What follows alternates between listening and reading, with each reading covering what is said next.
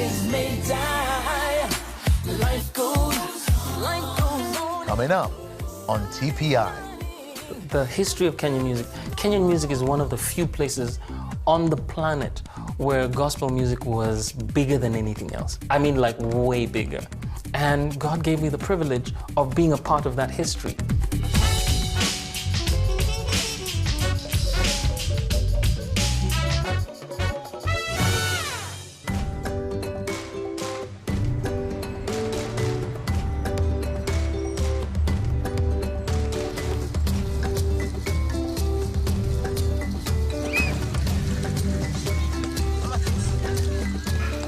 Hello and welcome to TPI. I'm your host, Muyiwa Olariwaju. We are on location in beautiful Nairobi in Kenya, celebrating 25 years of broadcasting the show. Now, for all the Kenyan family that's been watching, thank you for having us in your country. It's been such a warm welcome, and I am elated.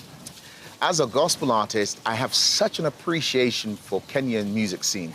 There are few places that treat Christian and secular artists equally.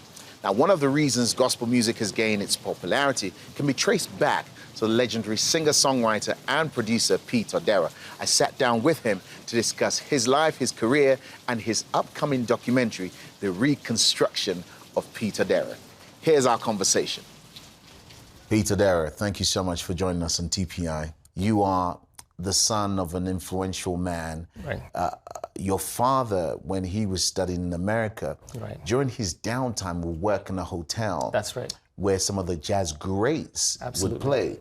That influenced his music taste. Absolutely. He would bring back music that we had no access to in Africa. Right. And that influenced your taste. Yes. Then you're introduced to MJ, Michael Jackson. Right. You're introduced to Prince. You're introduced to Santana. Yeah.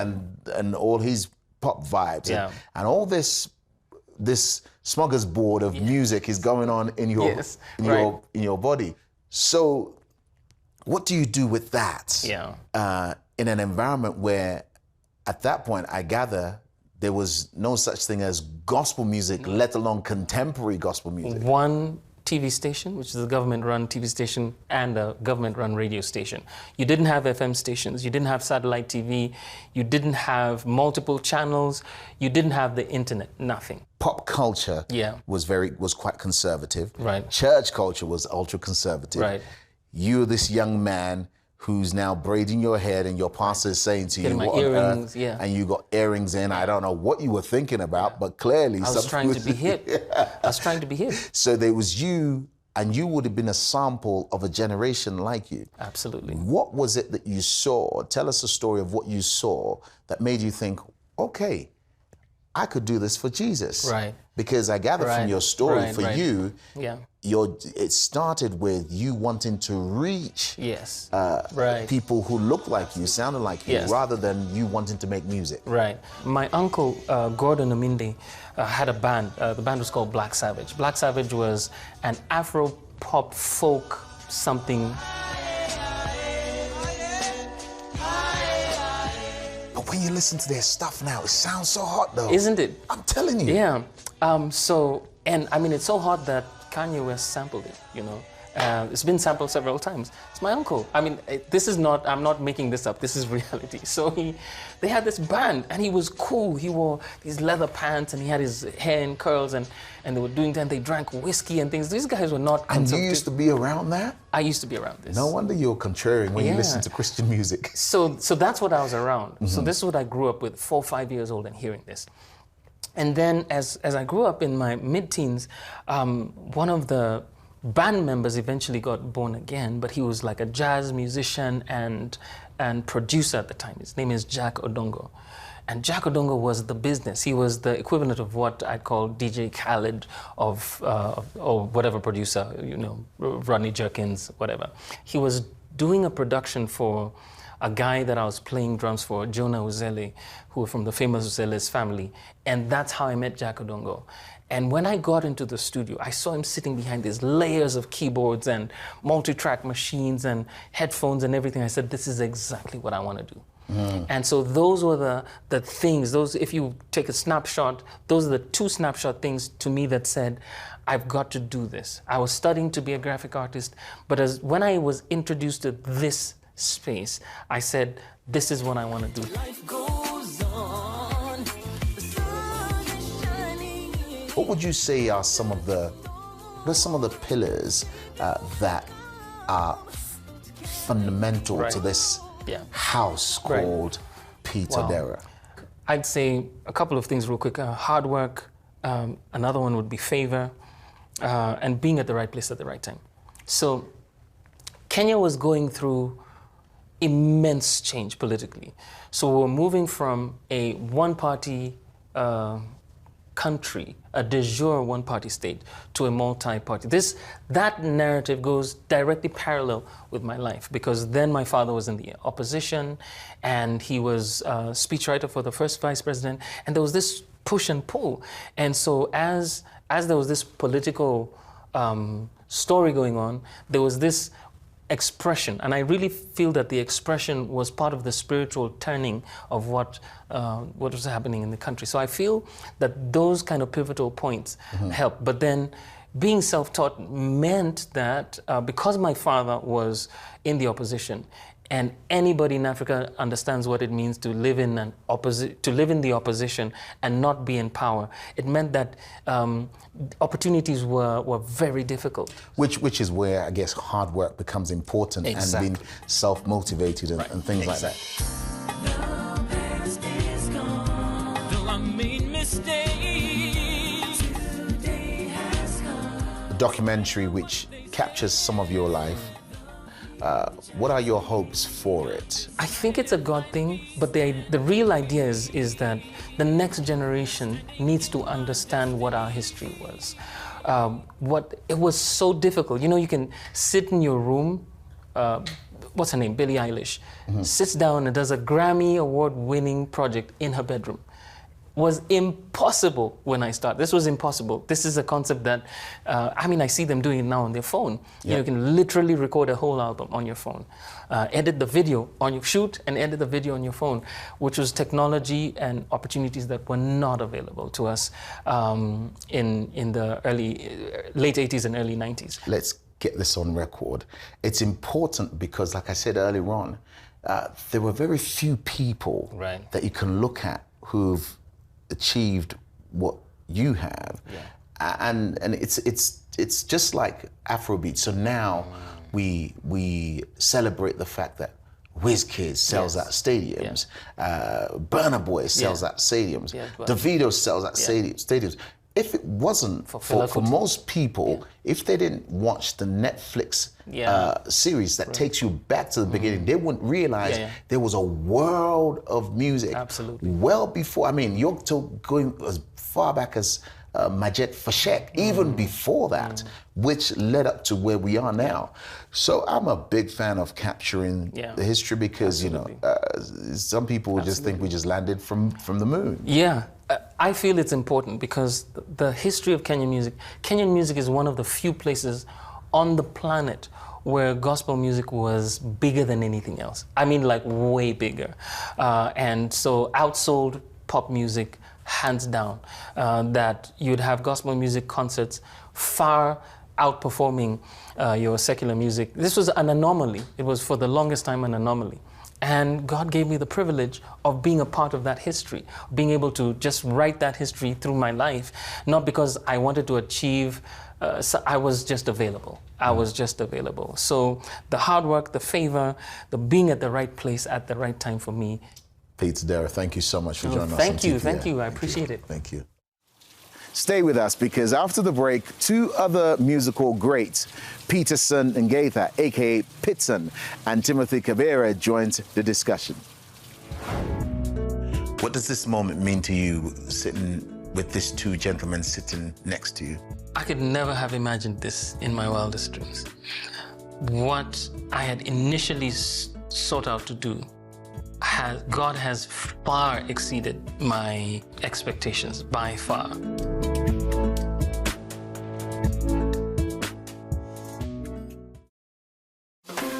Your Turning Point experience doesn't have to end when the program is over. Follow us on your favorite social media.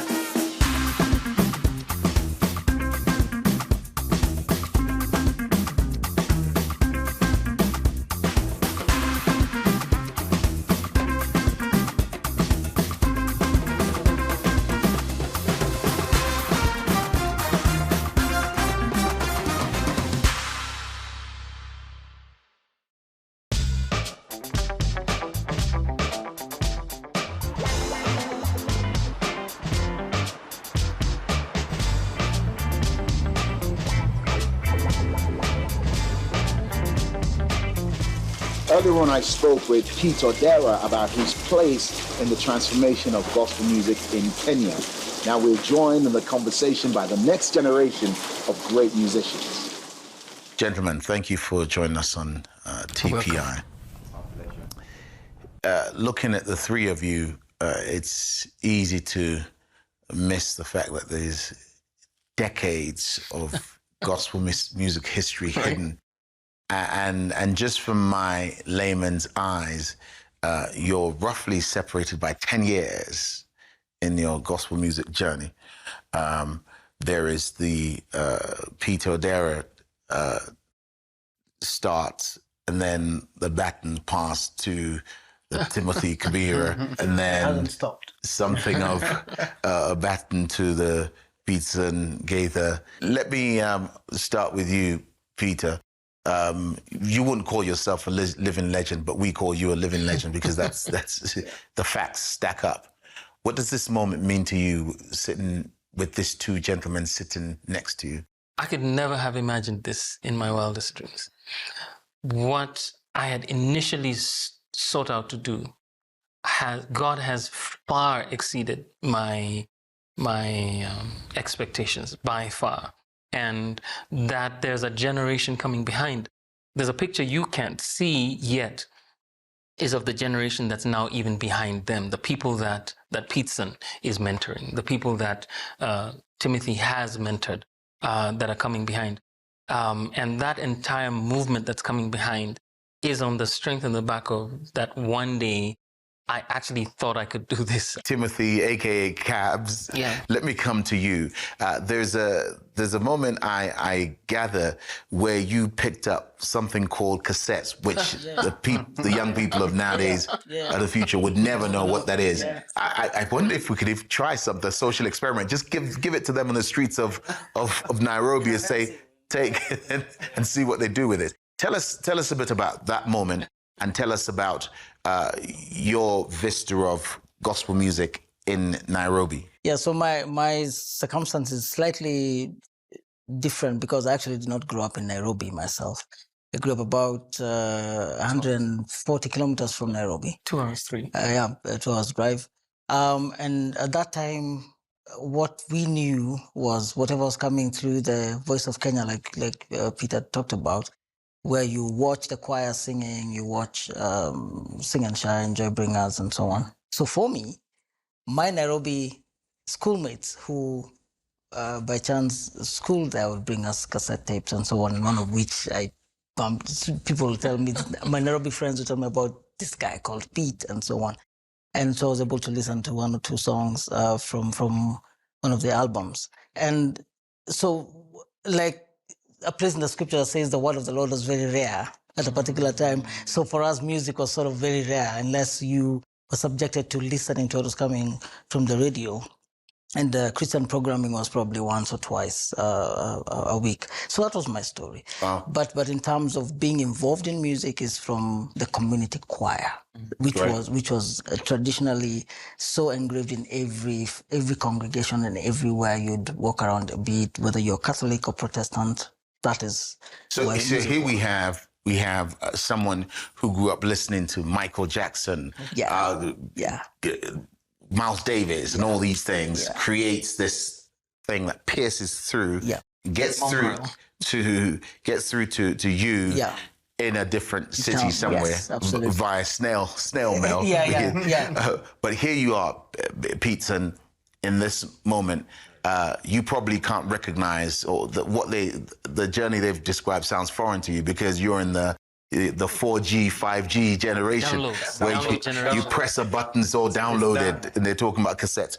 What do you know of the stories they've just told? Do you know anything of what was behind you? Yes, I do. I respect their stories. I admire their stories. It was a beautiful story. It's different from ours. They sort of, when Pete came, he received a backlash from pastors, and that opened the door for us. So when we came in, we found pastors have already fought their battle with Pete and finished. So there was sort of peace between the singers and the pastors. And we benefited big time from that. And when Kaberia came in, their generation came in with choirs and with backup singers that were many. Our generation removed the backup singer, replaced with dancers. So then we in their time, you would know the song, but not the singer. In our time, you know the singer, you don't know their song. Oh Lord! now, which one's worse? The first or the second? Ours is worse because you're basically not pushing the work of God. You're pushing your brand. It's about the likes. It's about the views. How do they know Pitson? Not how do they know Jesus. Wow. Yeah. How will they know Pitson? How can we get in our board meetings? In their board meetings, the discussion is how can we get more souls? In our board meetings, it's how can we get more likes? Wow. It makes you think, what does the future hold? Now, I'd love to hear that from the three of you as to what you see, not just as observers of culture or people who know history, but what do you see as people of revelation? Stay with us. We have more of our conversation for you after the break.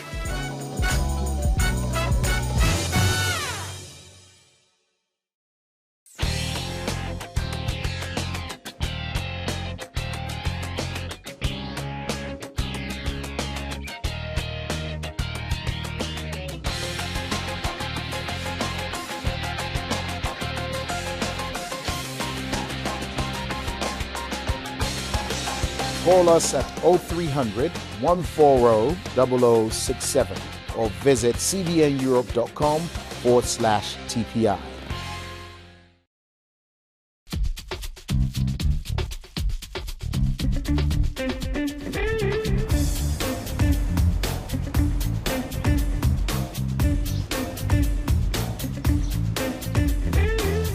Welcome back.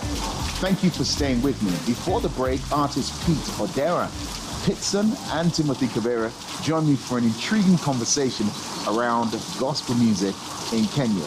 Here's part 2 of our discussion. Gentlemen, thank you so much for staying with us. You open a can of worms, right? Talking about what you can see from this generation. And I can say what you've just described is not unusual. I see it in America, I see it in different parts of Africa and in Europe. So what do you see the future to be? Because you are not just a singer-songwriter, you are a spiritual man who has revelation. What do you see as the future? Or are we stuck with likes and followers? No, we're not stuck. I'll tell you, we're at a good place now. Just 5 years ago, or 7 or 8, our cycle came in, our time came. And when it came in, we found that these guys had prepared the way and we reaped. When you say these guys, you're talking about people like Pete Odera, the fathers and mothers of gospel music. Dr. Sarah Kay. Dr. Sarah Kay, Esther Home, all those people. They had planted the tree. Then the Kaberias watered it. We came and found the fruit is ready. Yeah. So we came and found money. We came and found awards, fame, tour buses. Then vocabulary. Our vocabulary was different. Send me your quote. And this is a pastor telling you, send me your quote. Where's the invoice? What does that mean? Send me your quote. How much? Oh, how much do you charge? Send me your quote. Have you sent the invoice? They can tell you they didn't have that language. Yeah, it came with us. So you didn't have the leisure of talking about honorariums or fees and what's your rate card? They didn't have that. So when we came, that's what we found. What that did to us is that it made us look at them as people who didn't understand it. They didn't know how to market. They didn't know. I mean, why didn't they get where we got? Yeah. We didn't know they planted and watered the tree. So what do you see as the future now? And that's why I'm getting is we got to a place where God shut down everything.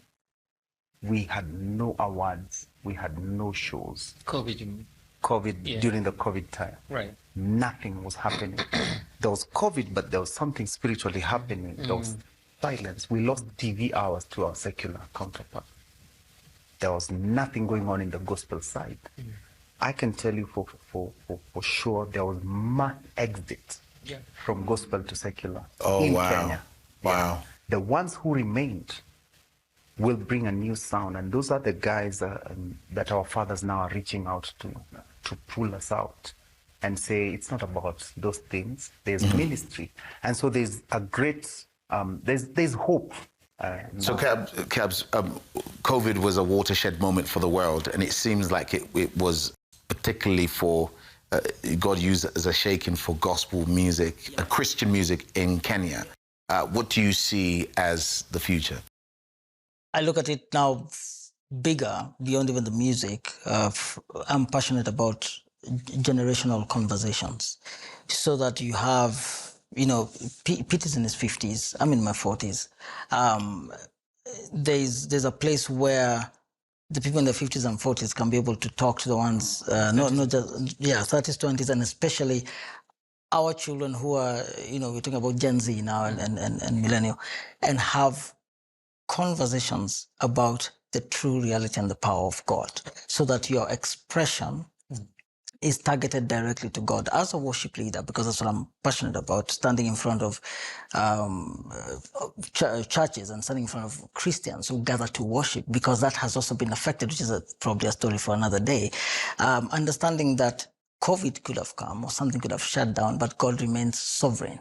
And what does that mean in a little inexperienced mind of a Gen Z who is looking at other things that are mystical, that have been brought by entertainment or whatever, and say that this same God is watching what is happening in the world because of love, not because of judgment, not because of whatever it is. And so that the expression now becomes very, as it were, solid. So I'm positive by the fact that we are alive. Many generations are alive now to be able to speak that the things that we went through, we can be able to say faith in God is just having your heart at the right place, and then we break it down for them. Peter Odera, I'm going to come to you, and it's a shame that we don't have so much time. You've been referred to as a father, you've been referred to as a forerunner. When a child, you get a call from the school, your son's misbehaved, everyone looks at you, what's wrong with, why is your son misbehaving? So my question to you, sir, is, you did so well. Why on earth, how on earth did we get to the place where the children you sired were so bad? It's so interesting you say that. One day I pulled up the handbrake. It was one of these all-night end-of-year events, and I thought, what have I done? What have I was so disappointed. I literally said that, and I stopped attending those things. But I think I've reached a point, Muyiwa, of understanding. It's the spirit of the age. So the world is immersed in this whole postmodern wokeism and thing that's there in the world that's saying this is it. But really, it's the spirit of the age. It's the zeitgeist that now says these things to our young people. And our young people are fixated on their screens. And what has happened is that whole spirit of the age has spawned what we're now seeing, transactionalism in church. So if I worship God, he must give me something back.